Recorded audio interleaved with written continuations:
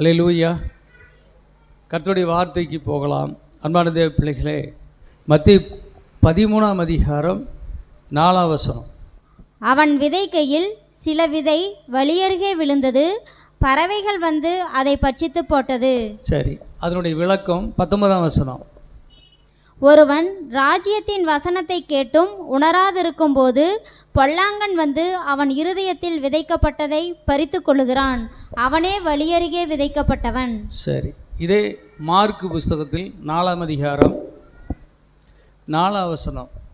அவன் விதைக்கையில் சில விதை வழியருகே விழுந்தது, ஆகாயத்து பறவைகள் வந்து அதை பட்சித்து போட்டது. சரி, 15ஆம் வசனம். வசனத்தை கேட்டவுடனே சாத்தான் வந்து அவர்கள் இருதயங்களில் விதைக்கப்பட்ட வசனத்தை எடுத்து போடுகிறான். இவர்களே வசனம் விதைக்கப்படுகிற வழியருகானவர்கள். சரிங்க, லூக்கா 8ஆம் அதிகாரம் 5ஆம் வசனம். விதைக்கிறவன் ஒருவன் விதையை விதைக்க புறப்பட்டான். அவன் விதைக்கையில் சில விதை வழியருகே விழுந்து மிதியுண்டது, ஆகாயத்து பறவைகள் வந்து அதை பட்சித்து போட்டது. 12ஆம் வசனம். வழியருகே விதைக்கப்பட்டவர்கள் வசனத்தை கேட்கிறவர்களாய் இருக்கிறார்கள். அவர்கள் விசுவாசித்து ரட்சிக்கப்படாதபடிக்கு பிசாசானவன் வந்து அவ்வசனத்தை அவர்கள் இருதயத்திலிருந்து எடுத்து போடுகிறான். சரி, இந்த 3 சுவிசேஷ புஸ்தகங்களிலும் இந்த சம்பவம் சொல்லப்பட்டிருக்கிறது. இன்றைக்கி நம்ம இந்த வழியருகே விதைக்கப்பட்ட விதை அது என்ன ஆச்சு அப்படிங்கிறத பற்றி தியானித்து முடிக்கலாம். மத்தேயுவில் சொல்லும்போது அந்த விதையை வந்து ஆகாயத்து பறவைகள் வந்து பொறுக்கி போடுகிறது. அதனுடைய விளக்கம் சொல்லும்போது உணர்வில்லாது இருக்கும்போது அதை பிசாசு வந்து அந்த வசனங்களை பொறுக்கி போடுகிறான் என்று சொல்லுகிறது. மார்க்லேயும் லூக்காலையும் சொல்லும்போது அந்த வழியருகே விதைக்கப்பட்ட அந்த விதை மிதியுண்டு பறவைகள் வந்து அதை பொறுக்கி போடுகிறது. வயல்காட்டுக்குள்ளே போய் பார்த்தீங்கன்னா நடக்கிறதுக்கு ஒரு இடம் இருக்கும், அதுதான் வரப்பு. வரப்பு மேலே நடந்து தான் என்ன செய்வாங்க, போய் வரணும். தோட்டத்துக்குள்ளே நடக்கக்கூடாது. அடிக்கடி நடக்கிறதுனால அந்த மண் வந்து இறுகி கெட்டியாயிருது. கெட்டியாக இருக்கிறதுனால விதை என்ன செய்யாதுன்னா உள்ளே போகாது, மேலாப்பிலேயே கிடக்குதா. அதனால் பறவைகள் வந்து சாப்பிட்ருது, அல்லது அந்த விதைகள் மனுஷரால் மேலும் மேலும் மிதிக்கப்படுது. அந்த விதை மிதிக்கப்படுகிற விதை பலனில்லாமல் போகுது. அந்த விதை ஆகாயத்து பறவைகள் வந்து அதை பொறுக்கி சாப்பிட்ருது, அதனால் பலன் இல்லாமல் போகுது. அப்போ இந்த விதை என்பது என்ன என்றால் தேவனுடைய வசனம். இந்த நிலம் என்பது என்ன என்று சொன்னால் அது மனுஷனுடைய இருதயம். அப்போ இந்த இருதயம் வந்து எப்படிப்பட்ட இருதயம் என்று சொன்னால், தேவ பிள்ளைகள் வந்து உலக கதைகளையும் இந்த பாரம்பரியங்களையும் இந்த சாங்கியங்களையும் சடங்குகளையும் பின்பற்றி அப்படியே போயிட்டே இருப்பாங்க. இவங்க தேவனுடைய வசனத்தின் மேலே இவங்களுக்கு நாட்டம் இல்லை. கர்த்தருடைய வசனம், தேவனுடைய ராஜ்யம் ஏற்றுக்கொண்டு ஜீவிக்கிற மனசு இல்லை. மனசாட்சியில் சூடுண்ட பொய்யராக இருக்கிறாங்க. அது கர்த்தருடைய வார்த்தையை குறித்து கர்த்தரே வந்து சொன்னாலும் சரி கேட்பாங்களே தவிர அது ஒரு துளி கூட அவங்க மனசுக்குள்ளே போகாது, போய் அது பலன் கொடுக்காது. காரணம் என்னென்றால் அது ஏற்கனவே நல்ல பலவிதமான பிரச்சனைகளால் நல்ல மிதிக்கப்பட்டது நிலம். அது நல்லா கெட்டியாயிருச்சு. அது கெட்டியான நிலத்தில் யாருமே என்ன செய்ய மாட்டாங்க, விவசாயம் பண்ண மாட்டாங்க. நல்ல விவசாயிங்க முதல்ல என்ன செய்வாங்கன்னா அதை நல்லா உழுது எடுத்து அது இருக்கிற நிலத்தை சுத்தம் பண்ணி அந்த மண்ணை லகுவாக்கி தான் விதைப்பாங்க. அப்போ சிலருடைய இருதயம் வந்து நிலம்தான், இது மண்ணு நிலம்தான், அந்த லகு இல்லை. வசனத்தை ஏற்றுக்கொண்டு வளர செய்கிற அளவுக்கு மனம் பக்குவம் இல்லை. இது கெட்டியான இருதயம், கடினமான இருதயம். என்ன சொன்னாலும் உள்ள வசனம் போகாது. உங்களுடைய கெட்டியான இருதயத்தை நான் எடுத்துட்டு சதையான இருதயத்தை நான் உங்களுக்கு கொடுப்பேன்னு சொல்கிறார். அந்த சதையான இருதயத்தில் உங்களுக்கு என்னுடைய பிரமாணங்களை நான் விதைப்பேன், நீங்கள் அப்போ எனக்கு நல்ல பலன்களை கொடுப்பீர்கள் அப்படின்னு சொன்னார். நம்ம கர்த்தர்கிட்ட நம்ம ஒப்பு கொடுத்து நம்முடைய இருதயத்தினுடைய கடினம் நீங்கள் அதை உடைங்க ஆண்டவரே, என்னுடைய கடினமான இருதயத்தை உடைச்சி லேசான இருதயமாக மாற்றும் என்று நாம் வேண்டிக் கொள்ள வேண்டும். அப்போ தான் நம்முடைய விதைக்கப்படுகிற விதையாகிய வசனங்கள் பலன் கொடுக்கிறதாக மாறும். உணர்வில்லாத இருதயமாக இருக்குது. மிதிச்சு மிதிச்சு நல்ல கெட்டியாக போச்சு. மத்தேயு 16ஆம் அதிகாரம் 21ஆம் வசனத்தை வாசிங்க. இயேசு கிறிஸ்து தான் உயிரோடு இருந்த காலத்தில் அவர்களுக்கு வேதத்திலே தன்னை பற்றி எழுதியிருக்கிற வசனங்களை அவர்களுக்கு நிறைய விளக்கி காட்டி கொண்டே வந்தார். நீர் கிறிஸ்துவா எங்களுக்கு சொல்லும். அவர் நிறைய சொல்லுவார். நீங்கள் யார் சொல்கிறீங்க? மோசே சொல்கிறீங்களா? மோசே என்னை குறித்து சொல்லியிருக்கிறானே, என்னை விட ஒரு பெரிய தீர்க்கதரிசி வருவார், அவர் சொல்ல கேளுங்க, அவர் சொல்ல கேளாதவன் அவன் ஜனத்தில் அறுப்புண்டு போவான்னு சொல்லிக்குதே. ஆபிரகாம் எங்களுக்கு தகப்பன். ஆபிரகாமே என்னுடைய நாளைக்கான ஆசையாக இருந்தான். அங்கேருந்து சொல்லுவார். ஏசாயாவில் அவர் எப்படி பிறப்பார், எங்கே பிறப்பார், எப்படி பிறப்பார், கண்ணின் வயிற்றில் பிறக்கிறது, அவர் எப்படி பாடுபடுவார், மரிப்பார், 3ஆம் நாள் உயிரோடு எழுவார், எல்லாமே ஏசாயாவில் இருக்குது, எசேக்கியாவில் இருக்குது, எரேமியாவில் இருக்குது. அவரை பற்றி புதிய ஏற்பாட்டின் புதிய உடன்படிக்கையின் காலம் எப்படி இருக்கும் எல்லாமே இருக்குது. சங்கீத புஸ்தகங்களில் இயேசு கிறிஸ்து பற்றி நிறைய சொல்லப்பட்டிருக்கிறது. மேசியாவின் சங்கீதம் நிறைய இருக்குது. இதெல்லாம் தான் இயேசு சொல்லிட்டு வந்தார். வேதாகமத்தில் என்னை குறித்து எழுதியிருக்கிறது, நீங்கள் அவைகளை வாசிக்கவில்லையா, விசுவாசிக்கவில்லையா? மத்தேயு 16:21. அது முதல் இயேசு தாம் எருசலேமுக்கு போய் மூப்பராலும் பிரதான ஆசாரியராலும் வேத பாரகராலும் பல பாடுகள் பட்டு கொலையுண்டு 3ஆம் நாளில் எழுந்திருக்க வேண்டும் என்பதை தம்முடைய சீசர்களுக்கு சொல்லத் தொடங்கினார். மத்தேயு, மார்க்கு, லூக்கா, யோவான் எல்லா பகுதியிலுமே இயேசு இதை சொல்கிறார். மரிப்பேன், 3ஆம் நாள் உயிரோடு கூட எழுவேன் என்று. சரிங்க, இப்போ பாடுபட்டாச்சு, மரிச்சாச்சு, அவர் கொண்டு போய் கல்லறையில் வைக்கப்பட்டுட்டார். எல்லாருமே துக்கத்தோடு இருக்கிறாங்க. அதனால் ஓய்வு நாள், எல்லாருமே வீட்டுக்கு போயிட்டாங்க. ஓய்வு நாளுக்கு மறுநாளில் மகதலேனா மரியாள் என்று சொல்லக்கூடிய ஒரு மகள், இயேசுவை ரொம்ப நேசித்த ஒரு பெண். மார்க்கு 16ஆம் அதிகாரம் 9ஆம் வசனம் 10ஆம் வசனம் 2 படிங்க. வாரத்தின் முதலாம் நாள் அதிகாலையிலே இயேசு எழுந்திருந்த பின்பு மகதலேனா மரியாளுக்கு முதல் தரிசனமானார். அவளிடத்திலிருந்து அவர் 7 பிசாசுகளை துரத்தியிருந்தார். அவள் புறப்பட்டு அவரோடு கூட இருந்தவர்கள் துக்கப்பட்டு அழுது கொண்டிருக்கையில் அவர்களிடத்தில் போய் அந்த செய்தியை அறிவித்தாள். கர்த்தரை தேடுகிறவர்கள் அவரை கண்டடைகிறார்கள். தேடுங்கள், அப்பொழுது கண்டடைவீர்கள். தட்டுங்கள், அப்பொழுது உங்களுக்கு திறக்கப்படும். கேளுங்கள், அப்பொழுது உங்களுக்கு கொடுக்கப்படும். தேடுங்கள். தேடுறா பாருங்க. முதல்ல அவ்வளோ ஆசையாக இந்த உலகத்தில் அத்தனை ஆயிரக்கணக்கான ஜனங்க இயேசுவிடத்தில் நன்மை பெற்றிருந்தார்கள். அதில் இந்த 7 பிசாசுகள் போய் சுகமடைந்த அந்த பெண் தான் இயேசுவை முதல்ல தேடிட்டு போனான். அவள் தான் இயேசுவை முதல் தரிசித்தாள். அன்பான தேவப்பிள்ளைகளை, இந்த சம்பவம் குறித்து யோவான் 20ஆம் அதிகாரம் 11லிருந்து 18 வரையிலும் சொல்லப்பட்டிருக்கிறது. அவள் அங்கே கல்லறைக்கு போய் பார்த்த பொழுது அந்த கல்லறையின் கல் திறந்து போடப்பட்டு இருந்துச்சு. அந்த கல்லறைக்குள்ளே அவள் குனிந்து பார்த்த பொழுது அங்கே 2 தூதர்கள் இருந்தாங்க. ஸ்ரீயே, ஏன் அழுகிறாய் அப்படின்னு கேட்டாங்க. என் ஆண்டவர் உள்ளே வைக்கப்பட்டிருந்தார், அவரை காணோம், யாரோ எடுத்துகிட்டு போயிட்டாங்க அப்படின்னு சொன்னான். அப்போ அப்படி சொல்லும்போது இப்படி பின்னாடி யாரோ நிற்கிறாங்க. திரும்பி பார்த்தா அங்கே இயேசு கிறிஸ்து நிற்கிறார். இப்போ இயேசு கிறிஸ்து நிற்கிறார். இயேசு கிறிஸ்துவை இப்படி பார்த்துட்டு, இயேசு என்று அவரை அறியாமல், தோட்டக்காரரே, என் ஆண்டவரை யாரோ எடுத்துகிட்டு போயிட்டாங்க, ஒருவேளை உங்களுக்கு தெரிஞ்சால் சொல்லுங்கள், நான் போய் அவரை எடுத்துக்கொள்ளுகிறேன் அப்படின்னு சொல்கிறான். அழுகிறா அப்படியே சொல்லிட்டு. அப்போ இயேசு சொன்னார், மரியாளே அப்படின்னார். அவள் திரும்பி பார்த்தார். அவர் தோட்டக்காரர் இல்லை, இயேசு கிறிஸ்து. பார்த்த உடனே அவள் ரபுனி என்று சொல்லி அவரை பாதத்தை தொட அவள் போகும்போது இயேசு சொன்னார், மரியாளே, என்னை தொடாத, நான் பிதாவினிடத்திற்கு ஏறி போக வேண்டும்.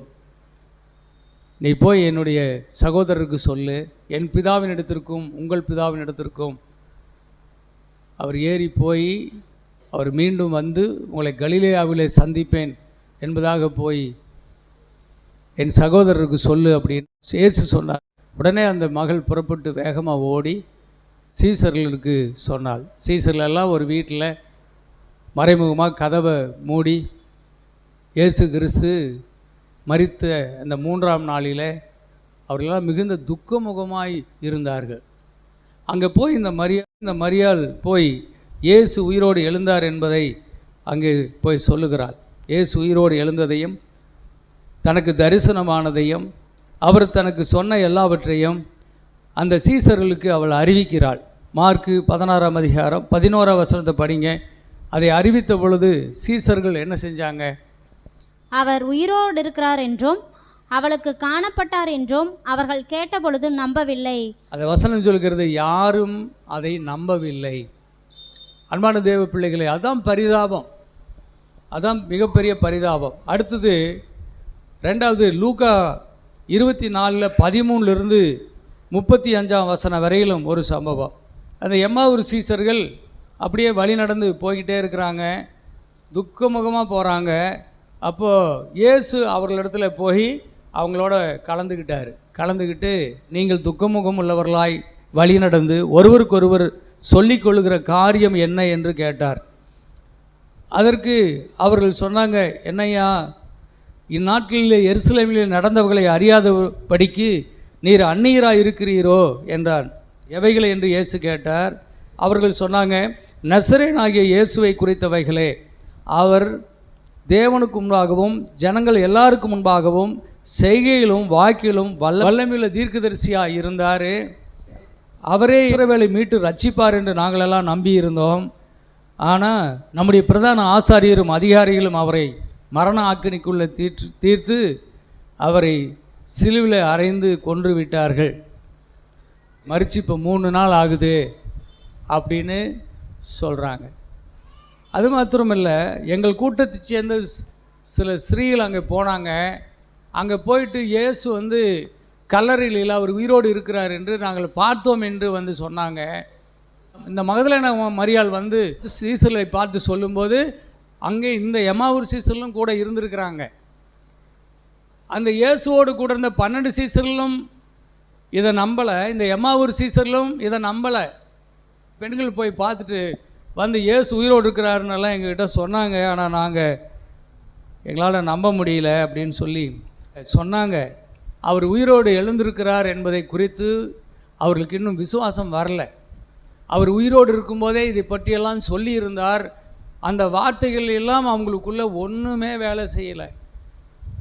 அப்போ தான் அவர் சொல்கிறாரு, 25ஆம் வசனத்தில் சொல்கிறாரு, தீர்க்கதரிசிகள் சொன்ன யாவையும் விசுவாசிக்கிறதற்கு புத்தி இல்லாத மந்த இருதயம் உள்ளவர்களே, கிறிஸ்து இவ்விதமாக பாடுபடவும் தமது மகிமையில் பிரவேசிக்கவும் வேண்டியது இல்லையா என்று சொல்லி மோசே முதலிய சகல தீர்க்கதரிசிகளும் எழுதின வேத வாக்கியங்கள் எல்லாவற்றிலும் தம்மை குறித்து சொல்லியவைகளை அவர்களுக்கு விவரித்து காண்பித்தார். ஒன்றுடாமல் விளக்கிட்டு வரார். 8 மைல் தூரம் போகணும் இல்லை, 8 மைல் தூரத்துக்கு ஃபுல்லாக சொல்லிடலாம், நிறைய சொல்லிட்டார் அவங்களுக்கு.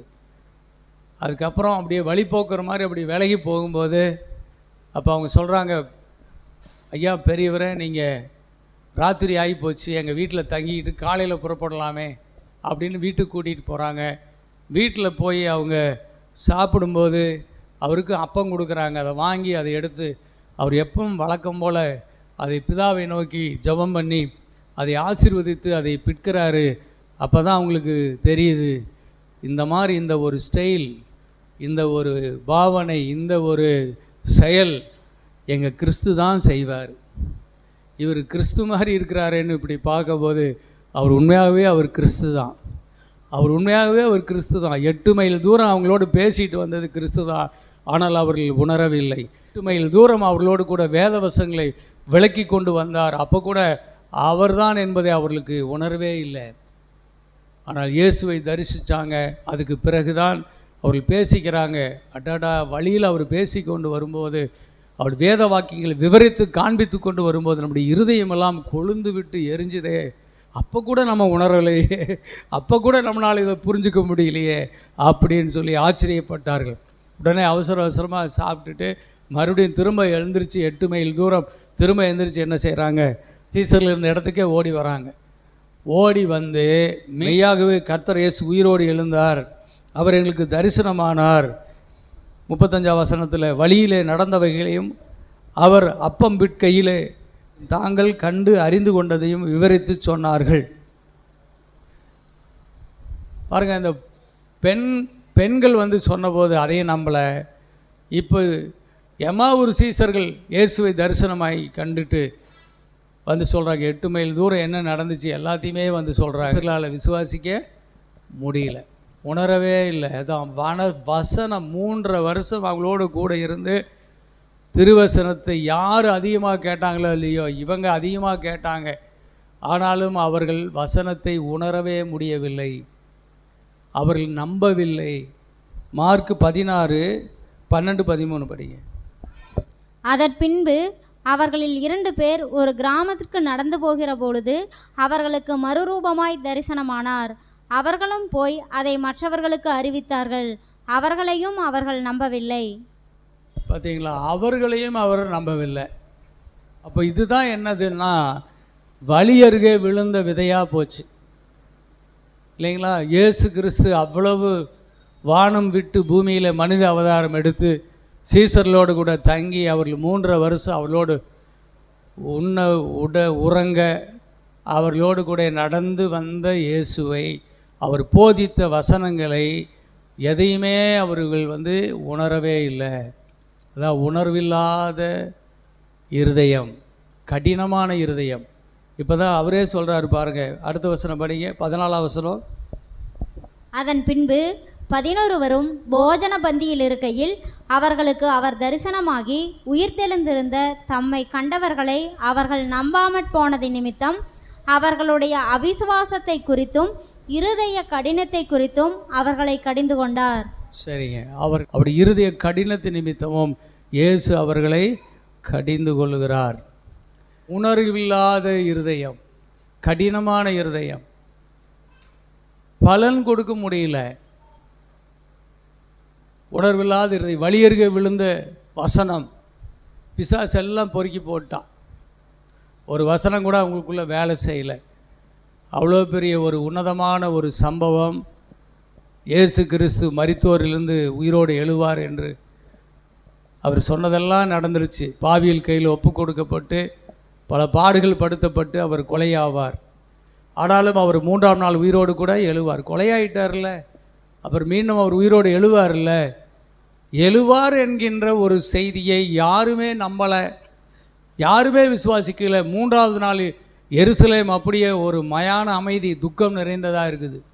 எப்படி இயேசு கிறிஸ்து வந்து அங்கே பவனி வந்து கழுதையின் மரியின் மேலே வந்து ராஜா பவனி வந்து எருசலேமை பார்த்து, எருசலேமில் இருந்து அந்த தேவாலயத்தில் இருக்கிற பிரதான ஆசாரியரும் அந்த சங்கமெல்லாம் வந்து அவரை, பெரிய மனுஷங்கள்லாம் வந்து அவரை வரவேற்பாங்க. ஏன்னா ஒரு ராஜா இல்லை, ஆனால் யாருமே வரல. அப்போ எருசலேமை பார்த்து அவர் என்ன செய்தாருங்க? கண்ணீர் விட்டார். எருசலேமே எருசலேமே, கோழி தன் குஞ்சுகளை தன்னிடத்தில் கூட்டி சேர்க்க வண்ணமாய் எத்தனையோ முறை உன்னை நான் சேர்த்துக்கொள்ள மனதாக இருந்தேன், உனக்கோ மனமில்லாமல் போயிற்றே. உன்னை சந்திக்கும் காலத்தை நீ இன்னும் அறியாமல் போனாயே என்று இயேசு விசனமடைந்தார், கண்ணீர் விட்டார்.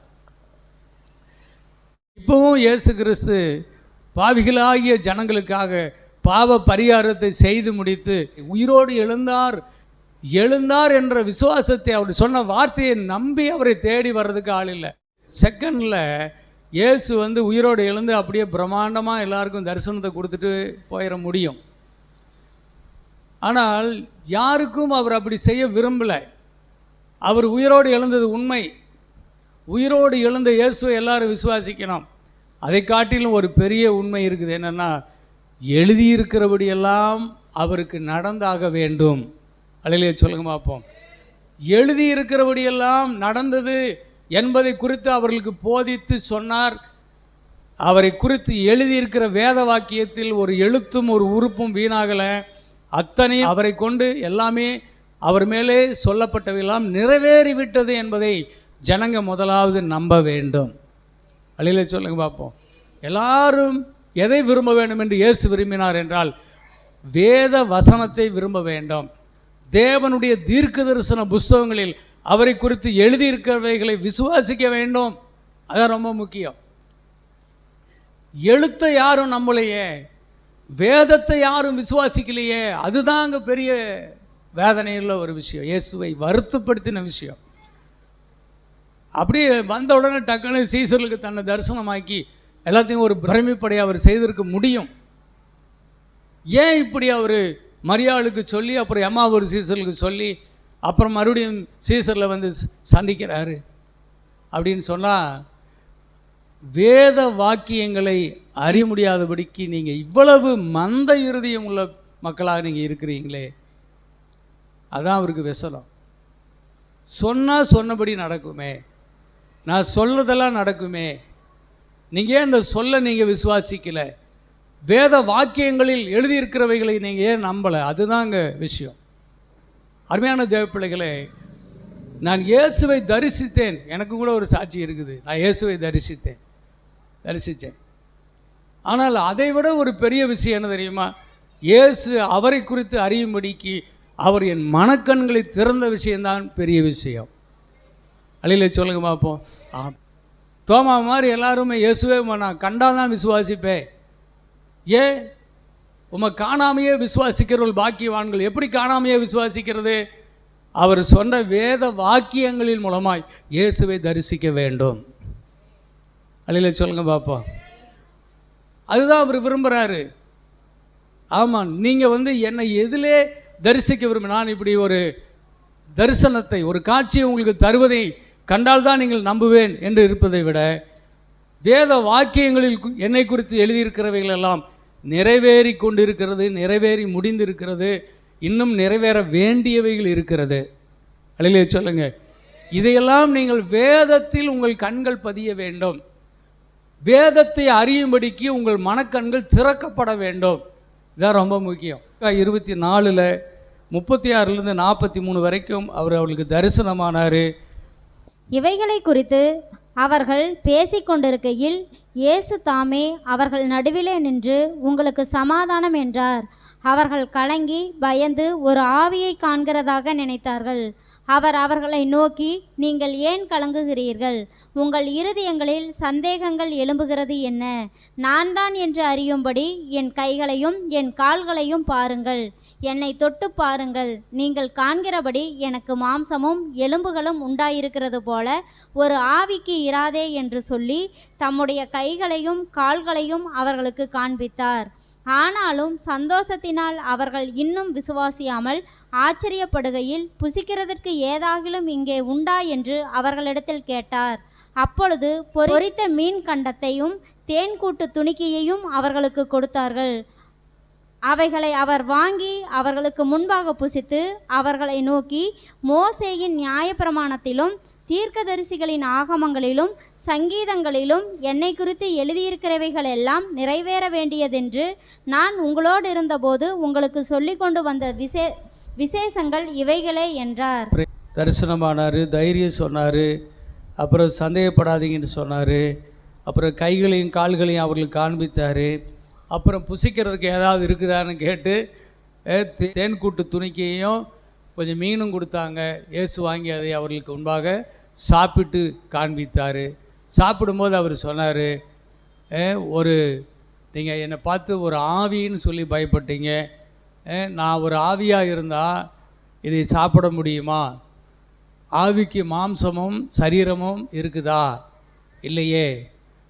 என்னை தொட்டு பாருங்கள், எனக்கு மாம்சமும் சரீரமும் இரத்தமும் இருக்குது. அப்போ அவர் அதை புசித்து அவங்களுக்கு முன்னாடி அதை காண்பித்தார். நான் தான் என்று நீங்கள் விசுவாசியுங்கள். இதை விட ஒரு ஃபுல் எவிடன்ஸ் யார் தர முடியும்? ஃபுல்லாக நம்ப வச்சார். அலையிலேயே சொல்லுங்க பார்ப்போம். அப்படி ஃபுல்லாக நம்ப வச்சார்.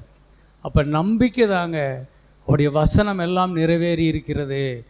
கர்த்தருக்கு ஸ்தோத்திரம். இயேசு மரித்தார், மரித்தோரிலிருந்து அவர் உயிரோடு கூட எழுந்து விட்டார் என்பதை திஷ்டாந்தப்படுத்தினார். அப்போஸ்தலர் 1 அதிகாரத்தில் வாசிக்கிறோம், அவர் உயிரோடு எழுந்து ஜீவிக்கிற தேவனாய் இருக்கிறார் என்பதை அவர்களுக்கு திஷ்டாந்தப்படுத்தி காண்பித்தார். அப்படியே 100க்கு 100 அப்படியே நிரூபித்து காண்பித்தார். வேத வசனங்களை கொண்டு நிரூபித்து காண்பித்தார். தன்னை தொட்டுப்பார் என்று அவங்ககிட்ட இருக்கிறத வாங்கி சாப்பிட்டு பார்த்து அவங்களுக்கெல்லாம் நிரூபித்து காண்பித்தார். இதை விட என்ன பெரிய எவிடன்ஸ் தர முடியும் சொல்லுங்கள் பார்ப்போம். இன்றைக்குமே இவர் மாதிரி யாருமே கிடையாது. அலையிலே சொல்லுங்கள் பார்ப்போம். இவர் மாதிரி யாருமே கிடையாது. தேவன் ஆவியாக இருக்கிறார். ஆனால் நம்மை ரட்சித்த இயேசுவாகிய தேவன் நம்மை போல மாம்சமும் இரத்தமும் எலும்பும் சரீரம் சதையும் உள்ள சரீரத்தை உடையவராகத்தான் இயேசு இருக்கிறார். இயேசு அப்படியே காட்டினார் பாருங்க அவங்கக்கிட்ட. ஆனாலும் இந்த பூட்டப்பட்டிருக்கிற வீட்டுக்குள்ளே நுழையக்கூடிய மகிமையின் சரீரமாய் அவர் இருக்கிறார். அதுதான் அவர்கிட்ட இருக்கிற விசேஷம். அதே மாதிரி இந்த பூமியிலிருந்து அவர் மேலே எழும்பி மேலே போய் பிதாவின் வலது வருஷத்தில் இன்றைக்கி நமக்காக அவர் அமர்ந்திருக்கிற தேவகுமாரன் இரட்சகராக இருக்கிறார். பரலோகத்தை மாம்சமும் ரத்தமும் தேவனுடைய ராஜ்யத்தை சுதந்திரிக்க மாட்டாது சொன்னார். ஆனால் இன்றைக்கி இயேசு கிறிஸ்து மாம்சமும் இரத்தமும் உடையவராய் தேவனுடைய ராஜ்யத்தை சுதந்திரித்து இன்றைக்கி அங்கே அவர் உட்கார்ந்துருக்கிறார். அவர் அங்கே அதை சுதந்திரிக்க முடியும். ஆனால் இங்கே இருக்கிற மாம்சமும் இரத்தமாக இருக்கிற நம்மையும் அவர் சுதந்திரித்து கொள்ள முடியும். அல்லேலூயா சொல்லுவோமா? ஆமென். நம்முடைய பிரதிநிதி என்று சொல்லப்பட்டிருக்கிறது. பரலோகத்துக்கு ஏறினவன் யாரும் இல்லை, பரலோகத்திலிருந்து இறங்கினவன் யாரும் இல்லை, பரலோகத்தில் நமக்காக அங்கே போய் வீட்டிலிருந்து நமக்காக பரிந்து பேசுகிறவர் யாரும் இல்லை.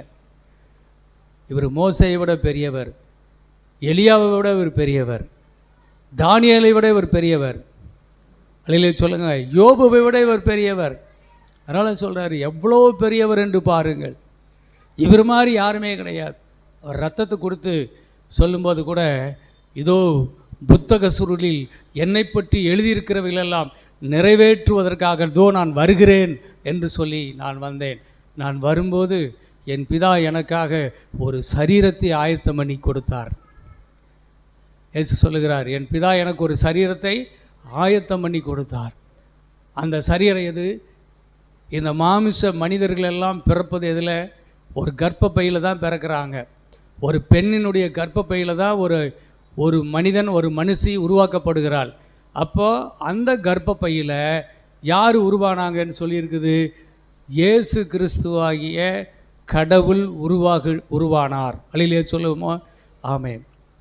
அப்போ அந்த கர்ப்பப்பையில் தேவனுடைய பலன் அவள் மேல் நிழலிட்ட பொழுது, ஒரு சரீரம் வாழணும்னா அந்த சரீரத்துக்கு என்ன வேணும்? ரத்தம் வேணுமா இல்லையா? அப்போ அந்த ரத்தம் எங்கிருந்து யாரால் கொடுக்கப்பட்டது அப்படின்னு சொன்னால், அது பிதாவாகிய தேவனால் உண்டானபடியினால் அது பிதாவாகிய தேவனுடைய ரத்தமாக இருந்தது. அதனால தான் அவர் பூமியில் அவர் பிறந்த பொழுது உங்கள் அப்பா யாருன்னு கேட்டால் அங்கே மேலே காட்டிகிட்டு இருந்தார். அல்லையிலே சொல்லுங்க பார்ப்போம். ஆமாம், உங்கள் அப்பா யாருன்னு கேட்டால், உன் பிதா யாருன்னு கேட்டால் மேலே காட்டுவார். அவர் தான் என் பிதா அப்படின்னு. நீ எங்கேருந்து வந்த? நான் அங்கேருந்து வந்தேன்னு தான் சொல்லுவார். அது உண்மையாக பொய்யா? உண்மை. பாவமுள்ள ஒரு மனிதனுக்கு பாவமில்லாத மிருகம் கொல்லப்பட வேண்டுமோ, அதே போல் பாவமுள்ள மனிதர்களுக்காக பாவமே இல்லாத ஒரு இரத்தம் உள்ள ஒரு மனிதன் பிறந்து அவன் கொல்லப்பட்டால் தான் இந்த உலகத்துக்கு ரட்சிப்பானால், அப்படிப்பட்ட ஒரு குழந்தையும் உருவாக்கி கொடுக்க தேவனால் முடியும். அதாங்க நடந்துச்சு. அதாங்க நடந்துச்சு. அவர் தன்னுடைய பரிசுத்தமுள்ள ஆத்மாவாக, தேவனுடைய ஆத்மாவாக அவர் பிறந்த இந்த பூமியில் நடமாடினார். அவர் மரித்தார். அவர் 3ஆம் நாள் உயிரோடு கூட எழுந்தார். இந்த பூமியில் யார் மரிச்சிருந்தாலும் எந்திரிக்க முடியாது. ஆனால் தேவனுடைய குமாரன் மரித்தால் எழுந்திருப்பார். ஏனென்றால் அவருக்கு இந்த ஜீவனை கொடுக்கவும் அதிகாரம் உண்டு, அந்த ஜீவனை திரும்பவும் எடுக்கவும் அதிகாரம் உண்டு. இயேசு சொன்னார், என் பிதாவுக்கு ஜீவனை கொடுக்க அதிகாரம் உண்டு, அதை மீண்டும் எடுக்க அதிகாரம் உண்டு. அதே வல்லமையை அவருடைய குமாரனாகிய எனக்கு அவர் கொடுத்திருக்கிறார். நானும் இந்த ஜீவனை கொடுக்க எனக்கு அதிகாரம் உண்டு, இந்த ஜீவனை மீண்டும் எடுக்கவும் எனக்கு அதிகாரம் உண்டு என்று சொன்னார். அந்த வகையில் தான் அவர் மரிப்பேன், நான் 3ஆம் நாள் உயிரோடு கூட எழுவேன் என்று சொன்னார். அப்படியே அவர் எழுந்தார். அப்படியானால் அவர் இந்த உலகத்தில் எந்த மனுஷனும் செய்ய முடியாததை தேவன் நமக்காக செய்திருக்கிறார். அல்லேலூயா. எந்த மனுஷனும் நமக்காக அப்படி பிறக்கவில்லை, எந்த ஒரு கடவுளும் நமக்காக அப்படி வரல. இவர்தான் கடவுள், இவர்தான் நம்மை உண்டாக்கினவர், இவர்தான் நமக்காக அப்படி மரித்து உயிரோடு எழுந்தார். அல்லேலூயா. எவ்வளவு துல்லியமான ஒரு சரியான ஒரு தீர்க்க தரிசனம். ஏசாயா 7ஆம் அதிகாரத்தில் சொல்லி, ஒரு கன்னியை கர்ப்பவதியாகி ஒரு குழந்தையை பெறுவாள், அவருக்கு இம்மானுவேல் என்று பேர். கன்னி எப்படியா குழந்தையை பெறுவாள்? கல்யாணம் ஆகாத, ஒரு புருஷனோடு கூட தொடாத ஒரு பெண் கர்ப்பவதியாகி ஒரு குழந்தையை பெறுவாள். உன்னிடத்தில் பிறப்பது பரிசுத்தம் உள்ளது, அது தேவனுடைய குமாரன் எனப்படும். அது தேவனால் ஆகும். அவள் நம்பினால் தேவனால் கூடாத காரியம் எதுவுமே இல்லை. முதல்ல கேட்டால் இது எப்படி ஆகும், நான் புருஷனை அறியானே, தேவனால் இது எல்லாம் கூடும் என்று தேவதூதன் சொன்ன பொழுது தேவனால் எல்லாம் கூடும், நான் விசுவாசிக்கிறேன்னு அவள் ஒத்துக்கிட்டான். அல்லேலூயா சொல்லுவோமா? ஆமே. அதான் நடந்துச்சு. அருமையான தேவ பிள்ளைகளே, அப்பேற்பட்ட ஒரு தெய்வத்தை தான், அப்படிப்பட்ட இயேசுவை தான் இன்றைக்கு நானும் நீங்களும் வணங்கி கொண்டு இருக்கிறோம். அல்லேலூயா சொல்லுங்க பார்ப்போம். ஆமீன். சோத் லூக்கா 24:45 அப்பொழுது வேத வாக்கியங்களை அறிந்து கொள்ளும்படி அவர்களுடைய மனதை அவர் திறந்து அவர்களை நோக்கி, எழுதியிருக்கிறபடி கிறிஸ்து பாடுபடவும் 3ஆம் நாளில் மரித்தோரிலிருந்து எழுந்திருக்கவும் வேண்டியதாயிருந்தது. அன்றியும் மனம் திரும்புதலும் பாவ மன்னிப்பும் எருசலேம் தொடங்கி சகல தேசத்தாருக்கும் அவருடைய நாமத்தினாலே பிரசங்கிக்கப்படவும் வேண்டியது. நீங்கள் இவைகளுக்கு சாட்சிகளாய் இருக்கிறீர்கள். என் பிதா வாக்குத்தத்தம் பண்ணினதை இதோ நான் உங்களுக்கு அனுப்புகிறேன். நீங்களோ உன்னதத்திலிருந்து வரும் பெலனால் தரிப்பிக்கப்படும் வரைக்கும் எருசலேம் நகரத்தில் இருங்கள் என்றார். பின்பு அவர் பெத்தானியா வரைக்கும் அவர்களை அழைத்து கொண்டு போய் தம்முடைய கைகளை உயர்த்தி அவர்களை ஆசீர்வதித்தார். அவர்களை ஆசீர்வதிக்கையில் அவர்களை விட்டு பிரிந்து பரலோகத்திற்கு எடுத்துக்கொள்ளப்பட்டார். சீசர்களே, உங்களை தான் நம்பி இருக்கிறேன், நான் இப்பொழுது பிதாவினிடத்துக்கு ஏறி போகிறேன்.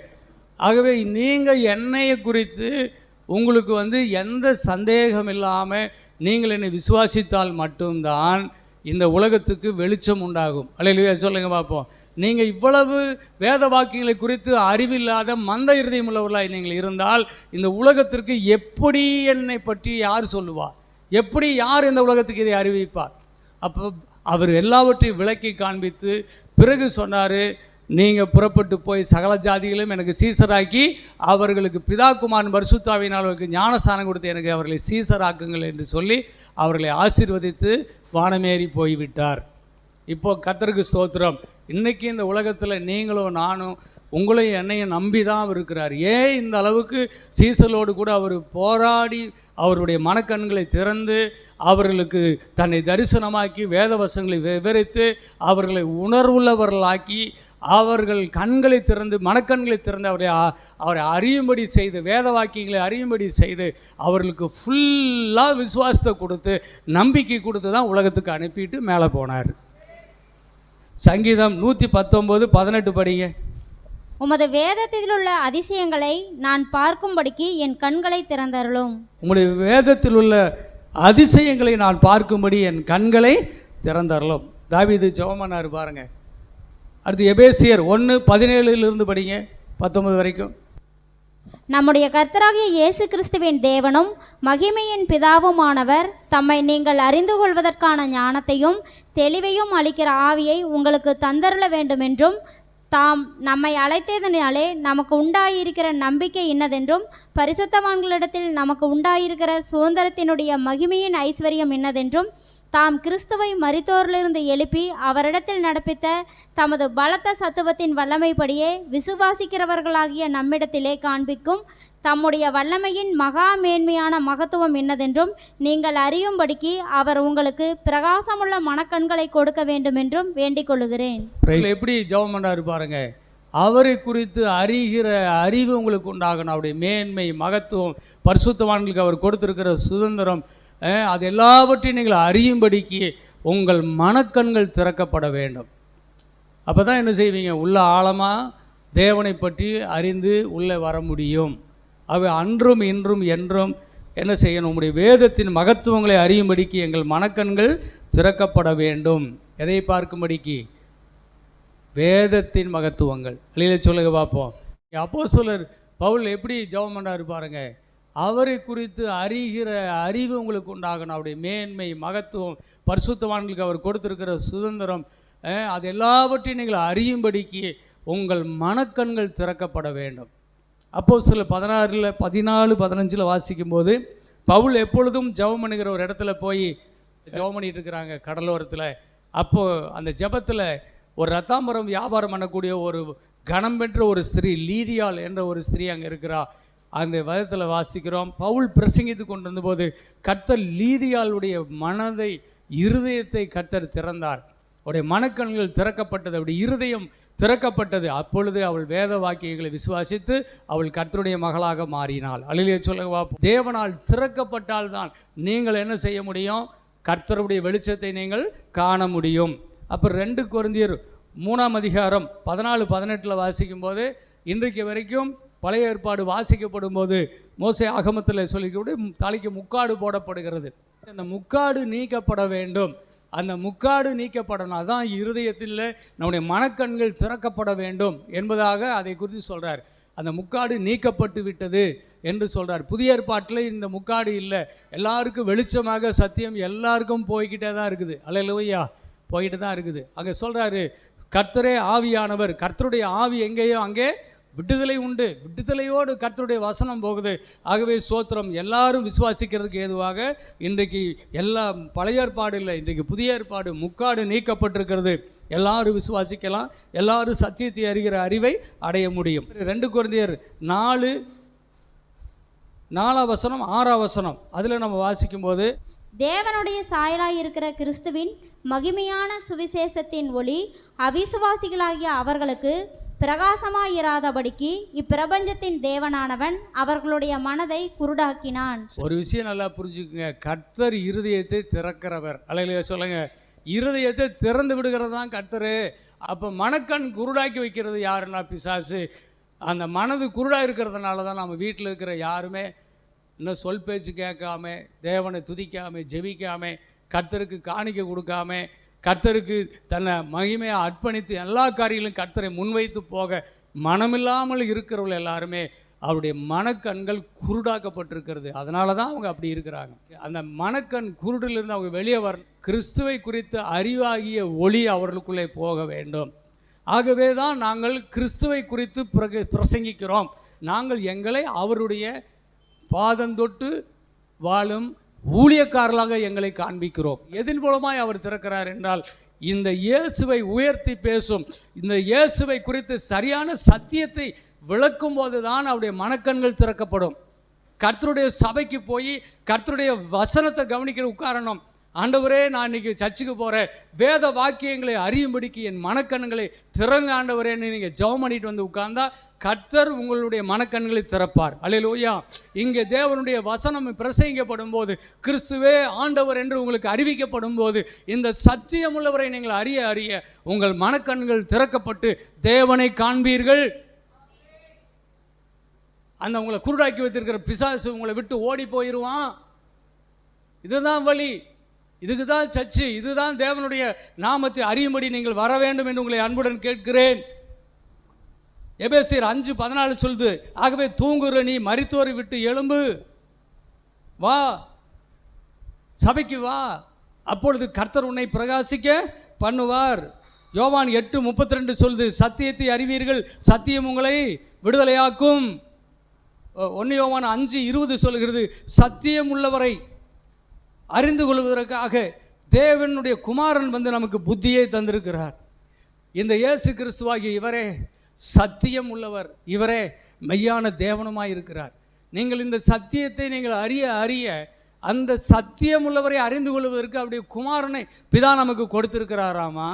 அந்த பிதாவின் சத்தியத்தை நீங்கள் அறிய அறிய பிதா உங்கள் மேல் வைத்திருக்கிற அன்பை இயேசு தான் போதிக்கிறார். அதை நீங்கள் அறிய அறிய என்ன தெரிஞ்சிருமாமா, இவர் சத்தியம் உள்ளவர் என்றும், யாரு இந்த இயேசுவே சத்தியம் உள்ளவர் என்றும், இவர்தான் மெய்யான தேவன் என்றும் நீங்கள் அறிந்து கொள்வீர்கள். இவர் தான் பிதான்னு கூட உங்களுக்கு தெரியும். அல்லேலூயா சொல்லுங்க அப்பா. அவர் சொன்னார், நான் உயர்த்தப்பட்டிருக்கும் போது நானே அவர் என்று நீங்கள் அறிந்து கொள்வீர்கள். இந்த சத்தியம் கடைசியில் என்னவாக முடியும் என்றால், நீங்கள் அறிந்திருக்கிற இந்த இயேசு மரியாளின் மகன், நமக்கு சகோதரராக வந்த இயேசு கிறிஸ்து, மாம்சத்தையும் இரத்தத்தையும் உடையவராய் இன்றைக்கு நம்ம மத்தியில் வாழ்ந்தவர், அற்பமாய் எண்ணப்பட்டவராய் இருந்தார்ல, ஆனால் இவர்தான் மிகப்பெரிய தேவன் என்ற சத்தியமும் நமக்கு புரியும். அல்லேலூயா சொல்லுவோமா. நீங்கள் வணங்குகிற ஆண்டவர் சும்மா லேசுப்பட்டவர் இல்லை. பேசவே எனக்கு அப்படியே புல்லரிக்குது. இப்படிப்பட்ட அதிபயங்கரமான சக்தியை சத்தியத்தின் மூலமாக நாம் அறிவோம். இவரே சத்தியமுள்ள, இவரே மெய்யான தேவன் என்பதை நாம் என்ன செய்து கொள்ள முடியும், அறிந்து கொள்ள முடியும். அடுத்தது அப்போஸ்தலர் 26:18 சொல்கிறது, இவரை பற்றும் விசுவாசத்தினாலே பரிசுத்தவான்கள் பாவ மன்னிப்பு அடைவோம், பரிசுத்தவான்களுடைய சுதந்திரத்தில் பங்கடைவோம் முடியும். இவர் இருளை விட்டு ஒளியினிடத்திற்கு திரும்பவும், சாத்தானுடைய அதிகாரத்தை விட்டு தேவனிடத்திற்கு திரும்பவும், அவர்களுடைய மனக்கண்களை திறக்கும்படிக்கு நான் உன்னை அனுப்புகிறேன் என்று பவுலை கர்த்தர் அனுப்பினார். பவுல் அப்படி தான் வந்து ஊழியம் செய்தார். கர்த்தருக்கு ஸ்தோத்திரம். வெளிப்படுத்தின விசேஷம் 3:7 சொல்லுது, இயேசு கிறிஸ்து மரித்தேன், இதோ சதா காலங்களிலும் உயிரோடு இருக்கிறேன் என்றவர் எழுந்து அவர் சொல்லுகிறாரு. ஆமேன். அவர் ஒருவரும் பூட்டக்கூடாதபடி திறக்கிறவரும் ஒருவரும் திறக்கக்கூடாதபடி பூட்டுகிறவருமாய் இருக்கிறவர் சொல்லுகிறதாவது, இதோ நான் திறந்த வாசலை உனக்கு முன்பாக வைக்கிறேன், ஒருவனும் அதை பூட்ட மாட்டான். உனக்கு ஒரு திறந்த வாசலை, சத்திய வாசலை உனக்கு திறந்து வைத்திருக்கிறார். சத்தியமினி உனக்கு கடினமாக இருக்க முடியாது. நீ தேடினால் போது கண்டடைவாய். அல்லேலூயா சொல்லுவோமா? நீ விரும்பினால் போதும் கர்த்தர் உனக்கு அதை தருவார். ஆகவே இந்த சத்தியம் உள்ளவரை, இயேசுவை அறிகிற அறிவு மாறி ஒரு வாஞ்சை இந்த உலகத்தில் நமக்கு எது மேலேயும் வரக்கூடாதுங்க. இன்றைக்கி பொண்ணோ பொருளோ இன்றைக்கி 10 லட்ச ரூபா பேங்க்கில் தராங்கன்னா ஒருத்தங்க கூட இருக்க மாட்டாங்க, எல்லாம் ஓடிடுவீங்க. ஆனால் சோத்திரம், அதை விட எங்கள் இயேசு பெருசுன்னு சர்ச்சுக்கு வந்தீங்கன்னா இதுதான் பெருசு. அல்லேலூயா சொல்லுவோமா? அந்த அளவுக்கு தேவனுடைய குமாரனை அறிகிற அறிவும் அதனுடைய மேன்மை மகத்துவம் தான் இந்த உலகத்தில் பெருசுங்க தேவ பிள்ளைகளை. ஆகவே சோத்திரம், புரியுதுங்களா? விதை உணர்வில்லாமல் கடினமான இருதயத்தில் விதைக்கப்பட்ட விதையா போயிடக்கூடாது. நம்முடைய சபையில் விதைக்கப்படும் விதை நல்ல நிலத்தில் விளைந்ததாக இருக்க வேண்டும். இந்த கல்லான இருதயம், சந்தேகப்படக்கூடிய மனசெல்லாம் இன்றைக்கி உடைக்கப்படணும். கொத்தி அதெல்லாம் என்ன செய்யணும்? லேசாகணும். இனிமேல் கர்த்தாவே என் மனசில் உங்கள் விதையை போட்டால் அது வளரணும் ஆண்டவரே. வேத வாக்கியமாகிய வேத வசனங்களை அறிகிறதற்கு எனக்கு மன தெளிவை கொடுங்க ஆண்டவரே. தேவனுடைய வசனங்களை, வேத வாக்கியங்களை அறியும்படிக்கு என்னுடைய மனக்கண்கள் எல்லாம் திறக்கப்படட்டும் ஆண்டவரே என்று ஜெபம் பண்ணிக்குவோம். அது ஒரு வார்த்தை சொல்லுங்க பார்ப்போம். அன்புள்ள ஆண்டவரே, வேத வாக்கியங்களை அறிந்து கொள்ளும்படிக்கு என் மனக்கண்களை திறந்தருளும் ஆண்டவரே. ஆமேன், ஆமேன். பரலோக பிதாவே, எவ்வளோ வருஷம் 3.5 வருஷம் சீசர்களோடு இருந்தீங்க. அவங்க எல்லாம் உங்களுடைய வேதத்தை அறிய முடியாதபடி அவருடைய மனக்கண்கள் எல்லாம் குருடாக்கப்பட்டிருந்துச்சு. ஆனால் குருடாக்குகிறவன், இருளின் அதிகாரம் பிசாசு, இந்த பிரபஞ்சத்தின் அதிபதி. ஆனால் நம்முடைய மகிமையின் சுவிசேஷத்தின் ஒளி அனைவருடைய மனக்கண்களையும் திறந்து சத்தியமுள்ளவரை அறிவதற்கு தேவன் தந்த குமாரன் எங்களுக்கு வந்திருக்கிறார். அந்த சத்தியம் உள்ளவருக்குள்ளே நாங்கள் இருக்கிறோம். இவரே மெய்யான தேவனும் நித்திய ஜீவனுமாயிருக்கிறார். இந்த உவமையில் சொல்லப்பட்டபடி இன்னைக்கு முதல் நிலம் பார்த்தோம். கடினமான இருதயம். நாங்கள் அப்படி இருக்கவே கூடாதப்பா. சொல்லுங்க பார்ப்போம். கடினமான இருதயமாக நான் இருக்கவே மாட்டேன்ப்பா. என் மனசு எப்பொழுதுமே லேசாக இருக்கட்டும், சதையான இருதயம் உள்ளதாக இருக்கட்டும். கடினமான இருதயம் இன்றைக்கு உடைத்து நொறுக்கப்படட்டும். நானும் அந்த சீசர்கள் மாதிரி தான் இருக்கிறப்பா. எத்தனை சொன்னாலும் எனக்கு புரிய மாட்டேங்குது. ஆனால் இன்னைக்கு என் கடின இருதயத்தை உடைச்சி அந்த சதையான இருதயமாக மாற்றுறதுக்கு நீங்கள் எவ்வளவு சீசலோடு போராடினீங்க. அது மாதிரி தான் இந்த சர்ச்சில் என்னோடு கூட நீங்கள் போதிச்சுட்டு இருக்கிறீங்க. போதவர் மூலமாக எனக்கு போதனை தர்றீங்க. இப்படி வார்த்தைக்காய், இப்படி அன்புக்காய் ஸ்தோத்திரப்பா. இனிமே நான் உணர்வுள்ள பிள்ளையாக இருக்கணும், உணரணும்.